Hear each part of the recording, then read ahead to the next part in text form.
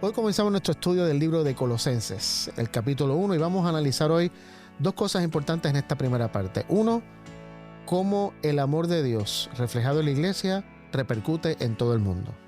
Y segundo, vamos a ver que el conocimiento de quién es Dios a través de Jesús es súper importante. Así que quédate con nosotros en esta edición de Estudiamos Juntos para explorar este tema.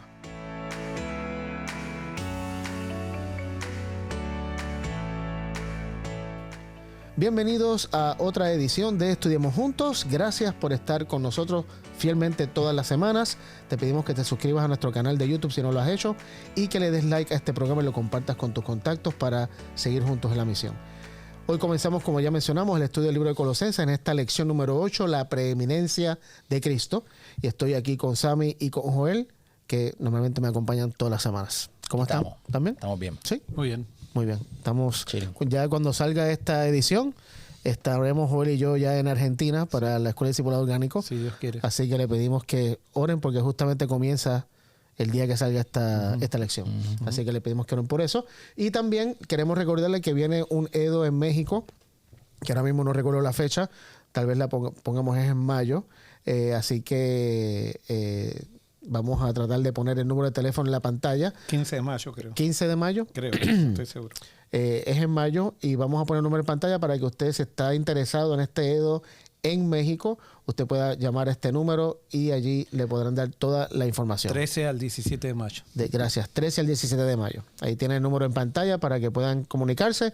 Les recordamos, como siempre, que estas escuelas de discípulo orgánico realmente marcan un antes y un después en nuestra experiencia espiritual, y si tienes la oportunidad de asistir a uno de estos, te pedimos que lo hagas.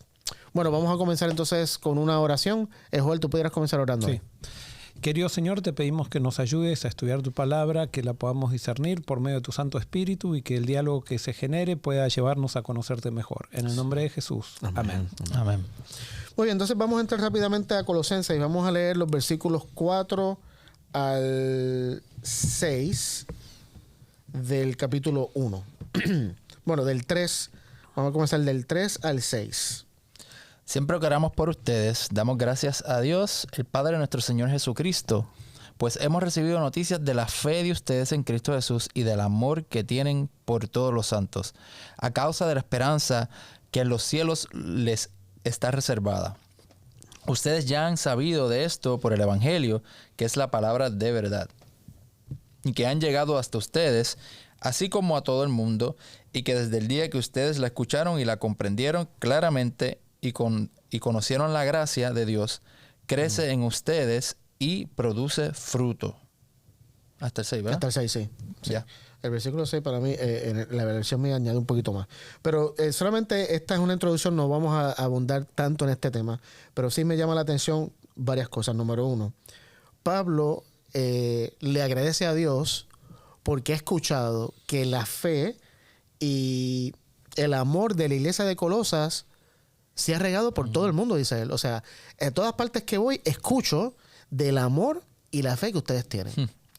Y eso me motiva mucho porque me gustaría que hoy en día el cristianismo, que mi denominación y todas las denominaciones incluso, puedan ser conocidas por lo mismo. Que en todas partes, cuando hablan de la iglesia adventista, la iglesia pentecostal, la iglesia bautista, del cristianismo en general, la gente diga, no, es que los cristianos son una gente que ama tanto y tienen una fe tan tremenda, que eso sea lo que nos distinga. Yeah.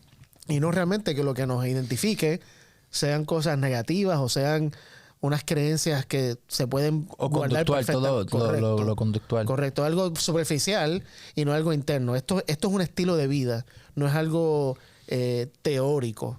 O sea, cuando tú amas y cuando tú tienes fe, que fe es confianza, es una manera de vivir. Y yo creo que eso debe ser lo que identifique y caracterice a los discípulos de Jesús, la manera en que ellos vivan, específicamente con el amor.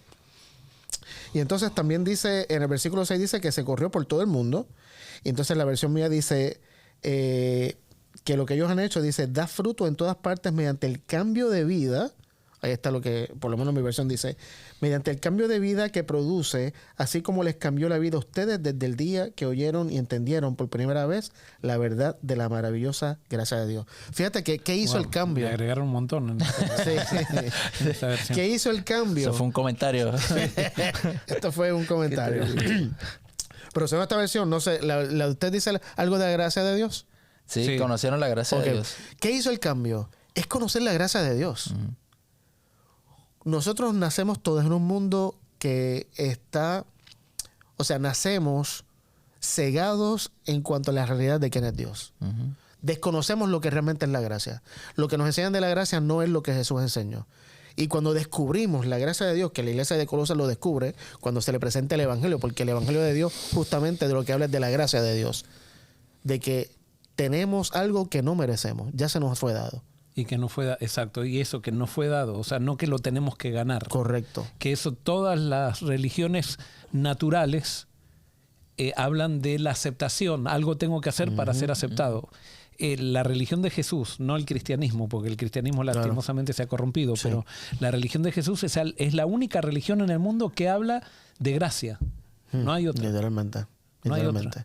Y gracia no por, como tú decías, gracia desde siempre. Claro, sí, de haber... No algo... Y por causa de Él, no por causa de algo que nosotros hacemos, sino porque Él ama. Nomás. Exacto. Y por eso cuando entendemos, conocemos la gracia de Dios, o sea, no podemos quedarnos igual. No. Eso tiene un efecto tan poderoso en la vida que te cambia la vida. O sea, te cambia la manera de ver, que por eso el conocimiento de Dios te cambia esa perspectiva de Dios. Y al conocer esta realidad de Dios, ahora tú deseas vivir de una manera diferente. Sí, y así todo produce también una división, porque vos fíjate que cuando se habla de la gracia y el amor es lo que causa persecución.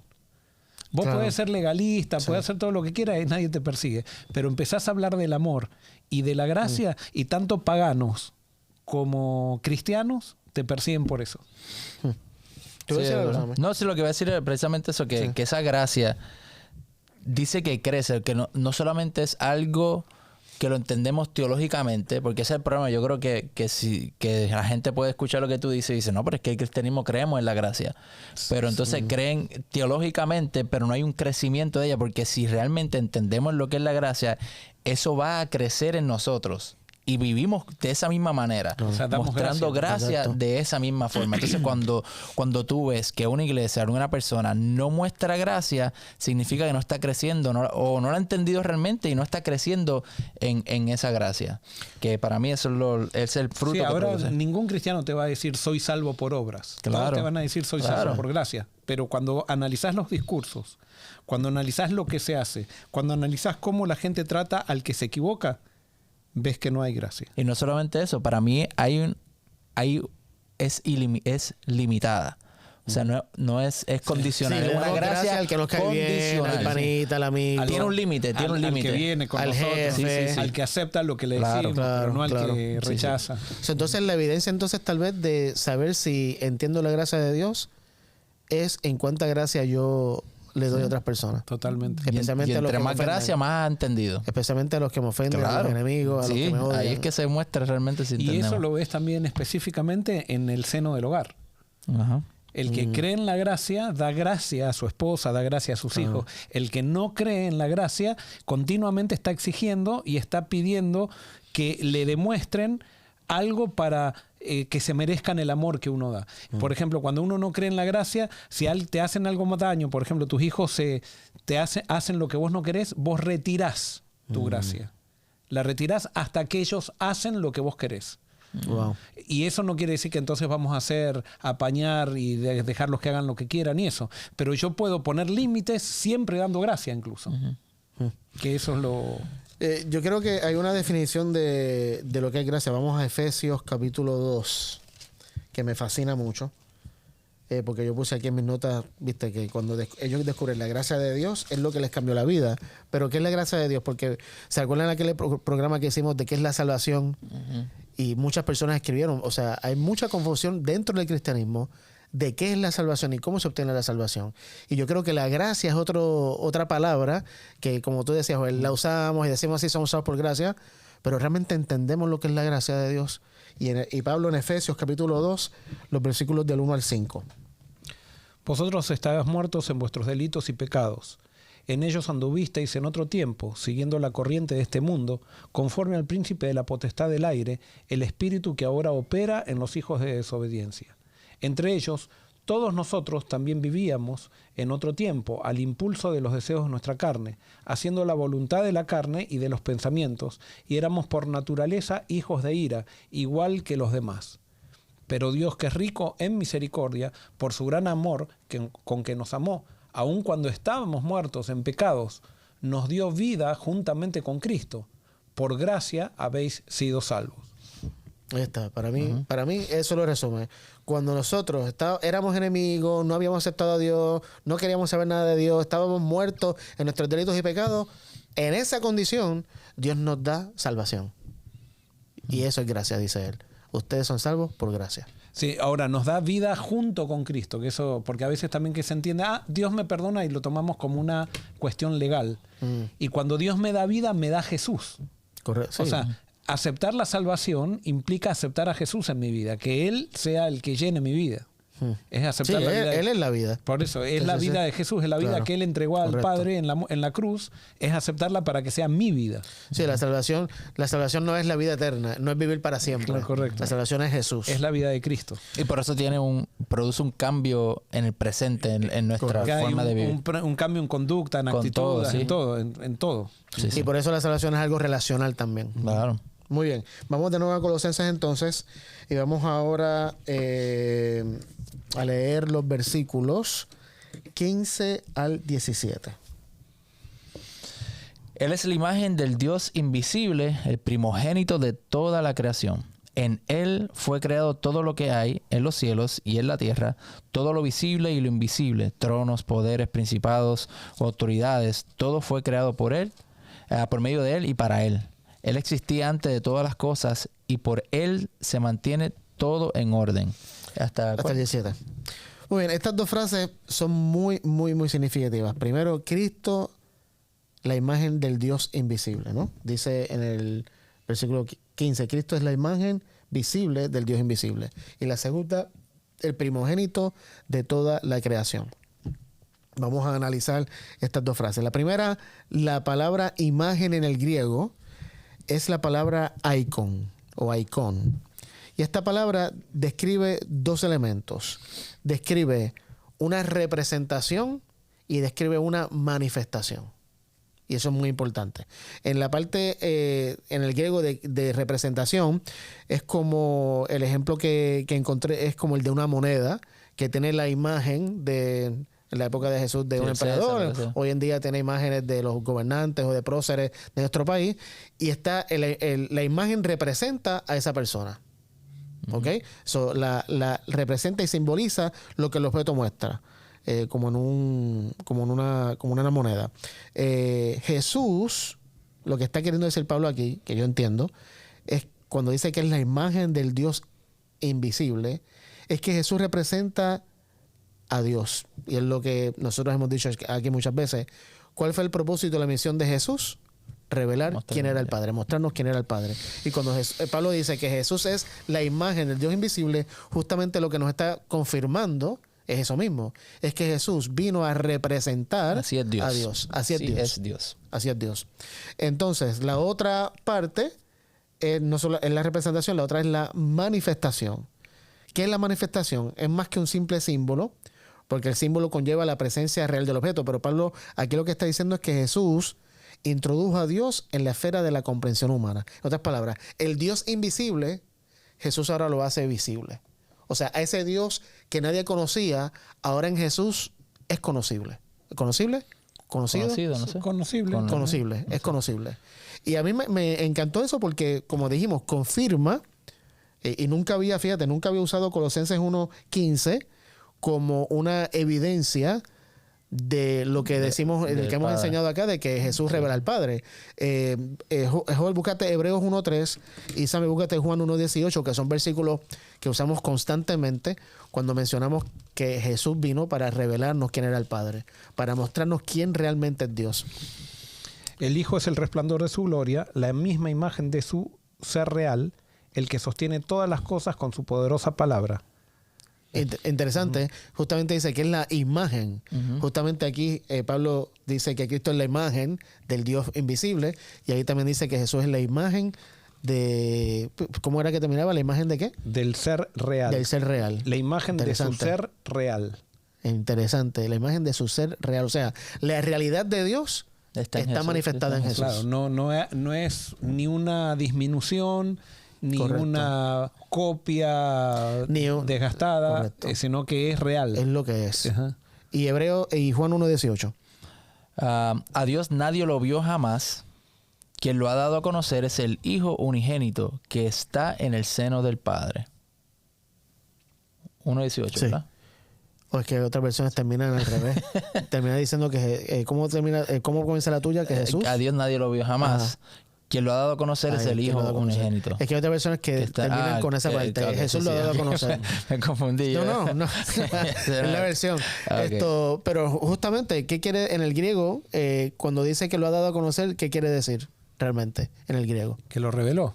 No es que no, lo interpreta. interpreta, Que lo interpreta. interpreta. O sea, Jesús vino e interpreta quién es Exegomai. Dios. Exacto. Ya no es, y esto lo dice Hebreos capítulo 1, los versículos 1 al 2, que no los leímos, pero ya no son los profetas los que Dios usa para revelarnos quién es Dios. Ahora es el Hijo mismo, o sea, que es Dios. Por el, que hay que decir que porque, y no es que simplemente alguien que pues que no está representando, como por ejemplo yo te puedo representar a ti en una reunión, pero yo no soy ángel. Correcto. Te conozco, puedo saber los gustos, pero no es lo mismo no es la misma relación, que es un misterio, pero es Dios mismo. O sea, Claro, no hay Jesús- diferencia. Sí. Los profetas describieron una foto de Dios Ujú. o una pintura Claro. de Dios. Jesús es la persona. Claro. Es lo que la pintura representaba, una pintura imperfecta. Jesús es la perfección de la realidad del Padre. ¿Y por qué esto es tan significativo? ¿Por qué Pablo? ¿Por qué Jesús? ¿Por qué nos están queriendo enseñar que Jesús, como dice aquí el versículo 15, es la imagen invisible del Dios, perdón, es la imagen visible del Dios invisible? ¿Por qué es tan significativo que Jesús representa y manifiesta a Dios? Para mí, yo creo que algo que lo que estaba pensando cuando estamos hablando de eso es que si no vemos a Jesús como Dios mismo, entonces es posible que todavía en nuestra mente haya una diferencia entre el Padre y Él en ese sentido. Entonces, como Jesús, yo como pecador me puedo acercar y no hay condenación. Si yo a Jesús con mi iniquidad puedo ir ante su presencia y no me va a destruir, entonces significa que ante el Padre es lo mismo y por eso confiadamente puedo estar ante su presencia gracias a Jesús, porque si Jesús nos acepta, entonces el Padre también. Para mí eso es algo, no sé. ¿Ok? ¿Qué tú crees, joven? ¿Por qué es significativo? ¿Esa misma razón? La misma razón. O sea, no podemos tener un Jesús diferente a lo que es el Padre. Cuando eso sucede, somos politeístas. ¿Ok? O Ahora, sea, cuando dice que Jesús representa al Padre, si Jesús tiene los mismos, no puede ser una persona que tenga los mismos atributos de Dios, aunque no sea Dios, pero tiene los mismos atributos. ¿Cómo? Repito otra vez. O sea, tiene que ser Dios Jesús para que podamos entender quién es Dios. O puede ser una persona que tiene todos los atributos de Dios, por ejemplo, Adán, aunque no es Dios. Adán antes de pecar. Ajá. No revelaba a Dios. Sí, pero no lo revelaba siendo Dios. Tenía la imagen de Dios. Jesús. Ok. O sea, y bueno, ahí está. Hay gente Claro. que no cree esto. Claro, y estoy ahora a propósito llevando la conversación porque no solamente dice aquí Pablo que Cristo es la imagen invisible del Dios invisible, pero ¿cómo termina el versículo 15 diciendo? Primogénito Ajá, ¿el primogénito de qué? de toda la creación. O sea, el primogénito de toda la creación. Este texto se usa en muchos círculos cristianos para decir que Jesús fue el primer creado. Ujú. Por eso es el primogénito de la creación. ¿Qué es primogénito? Primero El generado. primero generado. ¿No es único en su clase? No. No, o sea, sí y no. Claro. Sí y no. Y eso si vos ahora vamos ahora con eso. Está bien. So, no. Y está bueno porque justamente necesita Jesús ser Dios para mostrar la invisibilidad del Padre o tiene que ser Dios mismo el que nos muestre quién es Dios. Porque acá dice que sí, Jesús es la imagen visible, pero dice que es el primogénito de la creación. Entonces, ¿cómo podemos coger estas dos cosas y unirlas, porque aparentemente muestran dos cosas diferentes. O Jesús es Dios revelando al Dios, o Jesús es otro creado, pero simplemente que es tan perfecto que muestra quién es Dios.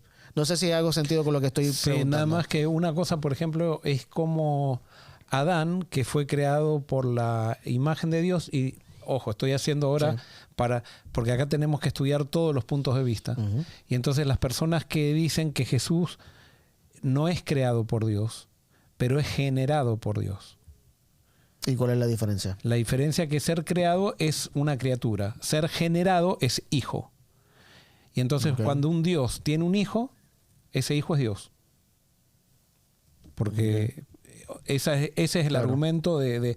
Después está el otro argumento, que es el argumento que es el más ¿cómo se dice? Aceptado en el cristianismo, que viene del Concilio de Nicea, que Jesús, o sea, es Dios y es coeterno con el Padre desde la eternidad. O sea, no hay una generación de un hijo en Dios. O sea, es Dios con Dios por siempre. Claro. En el caso de esta corriente, basado en los términos de la Biblia, y creo, si es por las palabras de la Biblia, para las dos interpretaciones hay evidencia. No prueba, pero evidencia. Claro. Entonces, por eso simplemente quiero ser justo, mostrando todos los aspectos, porque se puede, digamos, manipular el verso de un lado o del otro, ¿no? Bueno, aquí quiero compartir algunas cosas que descubrí cuando estaba estudiando esto. La primera es que, según Pablo, Jesús es el creador de todas las cosas. Uh-huh. Y también lo dice Juan, creo que el capítulo 1, uh-huh, que a través de Jesús, el Padre, Dios creó todas las cosas. Un argumento que he escuchado que también tiene, o sea, todo argumento tiene contraargumento, ¿no? Pero un argumento que he escuchado es que si Jesús es el creador de todas las cosas y dice que es todo lo que está en el cielo y en la tierra, uh-huh, entonces Él no puede ser creado, porque Él creó todas las cosas. Claro, pero por eso ahí está el argumento. El contraargumento es que sí, fue eso, pero fue porque el Padre o lo generó primero o lo creó primero a Él y a través entonces lo generó. Exacto. Que es diferente a crear. Correcto. Porque crear a Adán lo puso con las manos. Ojo, no estoy diciendo que yo creo esto. No, claro, yo creo que estos son argumentos que vienen. Y creo que son discusiones griegas, que los griegos querían filosofar de todo y querían encontrar la razón de todo, y yo creo que nuestra mente no está capacitada para definir a Dios. O sea, nosotros podemos entender cómo relacionarnos con Él, que ese es el propósito de la Biblia, pero la Biblia no trata de definirnos quién es Dios. O sea, porque es un imposible para nosotros. Otra cosa que descubrí es que aparentemente el primero que trajo esta idea de que Jesús fue creado fue Arrio, que era un predicador de Alejandría en Egipto, y que enseñó que Jesús era creado, y él, según lo que estaba leyendo, él pensó que esta enseñanza iba a ayudar al cristianismo, porque el cristianismo aparentemente estaba siendo acusado de politeísta. ¿Viste? Porque tienes al Padre, tienes al Hijo y tienes al Espíritu Santo, pero decimos que es un solo Dios que seguimos, pero decimos que son tres personas. Entonces, para evitar esta cuestión del politeísmo, de la acusación del politeísmo, Arrio supuestamente entonces trae esta nueva enseñanza que en el concilio del 325, que no sé cuál fue ese, condenó Ese fue el concilio, o sea, porque justamente estaba el Imperio Romano, los cristianos estaban siendo perseguidos, pero estaban habiendo cada vez más cristianos. Pero el cristianismo se estaba dividiendo, y se estaba dividiendo justamente a través de esta discusión. Entonces, cuando sube Constantino, dicen, no me conviene. Primero, todo el imperio se está haciendo cristiano, así que conviene que yo me haga cristiano también, y por eso la mayoría de los historiadores duda de la conversión de Constantino. O sea, piensan que fue una conversión política. Claro. Entonces, el cristianismo pasa al palacio. Una vez que pasa al palacio, Constantino declara un concilio para unir a todo el imperio en un solo criterio. Entonces, el concilio de Nicea hace por primera vez lo que se llamó un credo. O sea, ese fue el acto de transformar a la iglesia en una iglesia griega. El primer acto es transformar a la iglesia en una iglesia griega, por el hecho de que ahora ya no se definía a una persona por a un cristiano. Claro, a un cristiano no se lo definía por si se parecía a Jesús o no, sino que un cristiano desde ahí comenzó a definirse por lo que creía o no creía. Entonces el concilio de Nicea declaró hereje a Arrio. Sí. Y muchos y bueno, después Constantino y perdona que interrumpa, con esa condenación a Arrio están condenando todas las enseñanzas de Arrio. Y sí, y a todos los arrianos. Exacto. Y se divide el imperio. Ok. Se divide, o sea, no es que se divide, sino que queda un criterio oficial y todos tenían que someterse a eso, si no, no eran considerados de parte de la iglesia. Al final dicen que Constantino se convierte y al final él termina siendo arriano. Ah, ¿en serio? Sí. Mira. Increíble. O sea, para que vean las Claro, idas y sí, vueltas sí, sí. de la historia. Y entonces después también el obispo de Roma, después porque quedó el obispo de Constantinopla, el obispo de Roma, de Jerusalén y de Alejandría, en el obispo de Roma también, o sea, había una guerra de obispos porque todavía las enseñanzas de Arrio seguían siendo muy... Fuerte. muy fuertes en todo el imperio. Eso no se acabó nunca. Bueno, y hasta hoy. prácticamente. Sí, no se Hasta hoy acabó también nunca. todavía Ajá. hay de esas. Pero bueno, sí, en el 325 entonces ahí le Lo cortan tumban. el cheque a Río y ya el que cree eso ya no puede seguir. Ahora, vamos a lo que tú estabas diciendo ahorita. En el griego, la palabra para primogénito es la palabra protótocos. Y eso viene de dos palabras, producir y primero. O sea, literalmente es usada para hablar de el primero que nació de una pareja, de una mujer. Lo interesante de esta palabra es que en la Septuaginta, que es la traducción que se hizo del Viejo Testamento del hebreo al griego, esa palabra se usa 130 veces y todas esas veces en el contexto del primero que nació o de lo primero producido. Porque hay, o sea, de las cosechas, las primeras cosechas, todo lo demás. De ahí viene la palabra prototipo. Exacto. Que es antes de que lo salga. antes de que salga el... Exacto. Pero en la misma Septuaginta, la palabra se desarrolló, o sea, sí quería decir eso, pero a través de la Septuaginta también tomó otro significado, que ya no era el primero producido o el primero, sino que ahora expresa una relación especial o privilegiada con Dios. Y hay un texto que está en Salmo, que es el Salmo 89, 27, donde se está hablando del rey David, ¿verdad? Y mira lo que dice el 87. Salmo 89, perdón. 89, 27. 27. Sí. Y yo lo declararé mi primogénito, el más excelso de los reyes de la tierra. Muy bien, está hablando de David. Y dice que lo declararé mi primogénito. Pero David no fue el primer rey. No.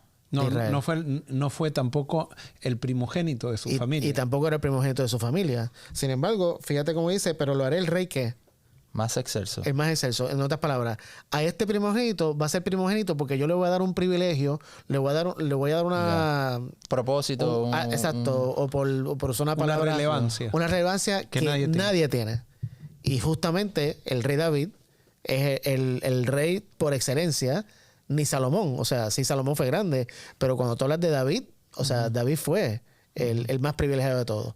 Desde Eso esta lo vemos perspectiva. también, por ejemplo, en Génesis, no sé si lo vas a nombrar No. eso, pero en Génesis Jacob se le da la claro, primogenitura también, a Jacob y también. Esaú era el primogénito. Ya. En ese sentido, En el sentido literal era Esaú, pero en sentido espiritual terminó siendo Jacob, que era el menor. Interesante. claro. Sí, sí. Muy bien.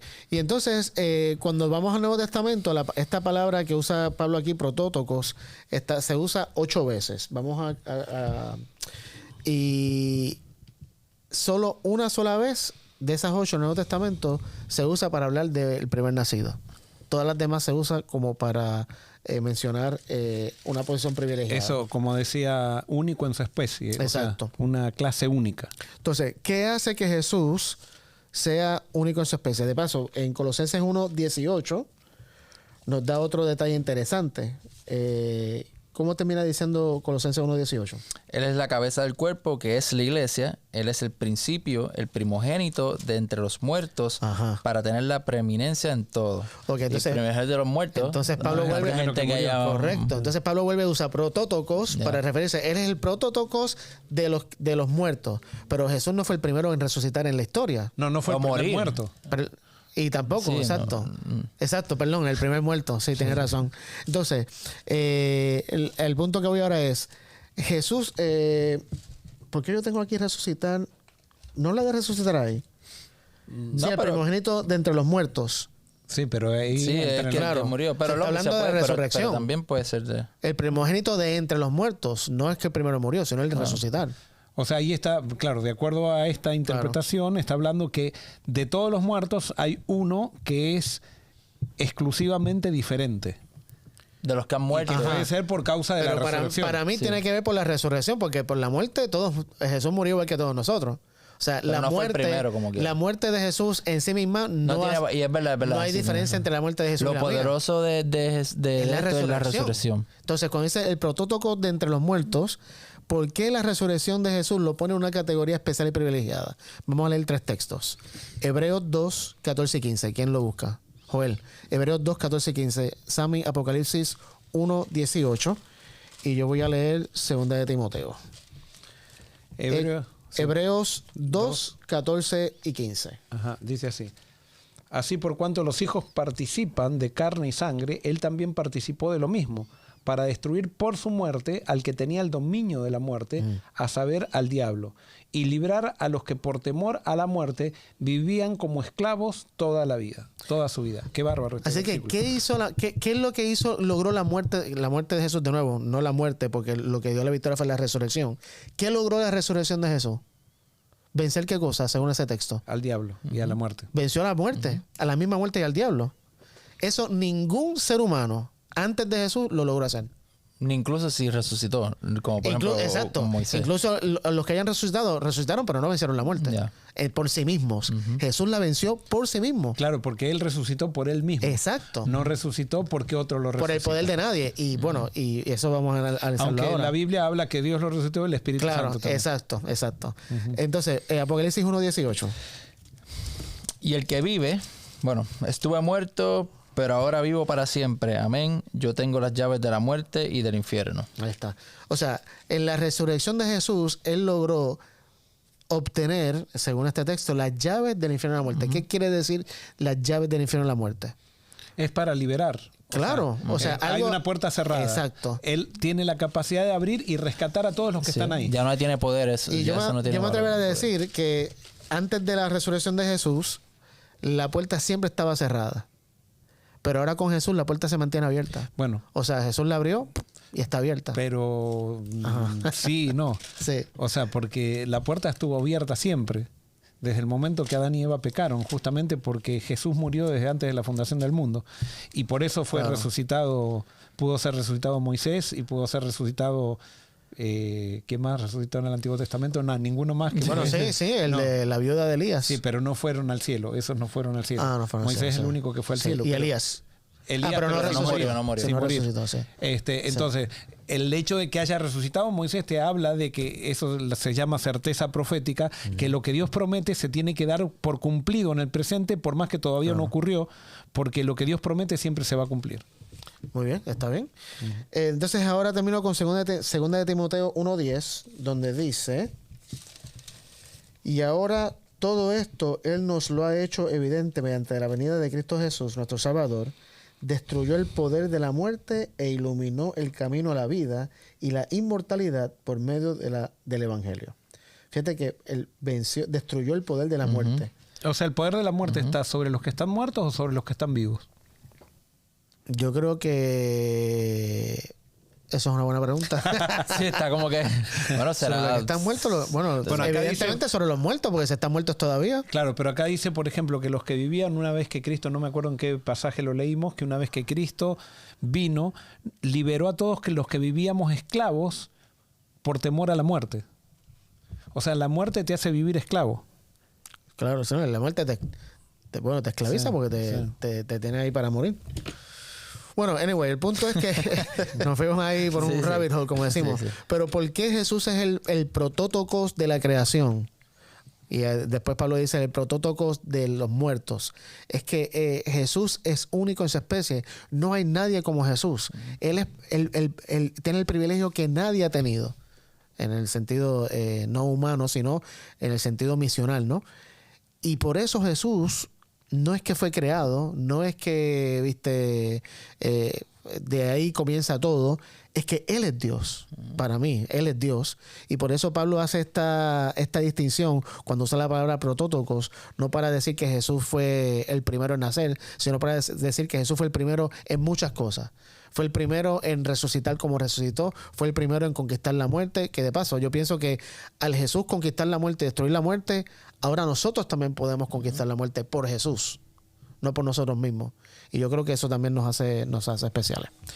Y bueno, terminamos porque ya nos pasamos por 4 minutos, pero quería dejarte con este mensaje. Jesús es sobre todo porque en Él Dios se hace visible. Y yo creo que eso para nosotros es de suma importancia. ¿Por qué? Porque como dijimos ahorita, todos nacemos con una distorsión en nuestra mente de quién es Dios, y en Jesús podemos ver la manifestación y la representación real de quién es Dios. Y cuando comenzamos a entender eso, cuando comenzamos a creer en la revelación que Jesús nos da de Dios, nuestra vida va a cambiar. No va a poder seguir igual. ¿Y cómo se va a manifestar esa nueva vida? Se va a manifestar en amor a todos los que nos rodean. Que Dios te bendiga.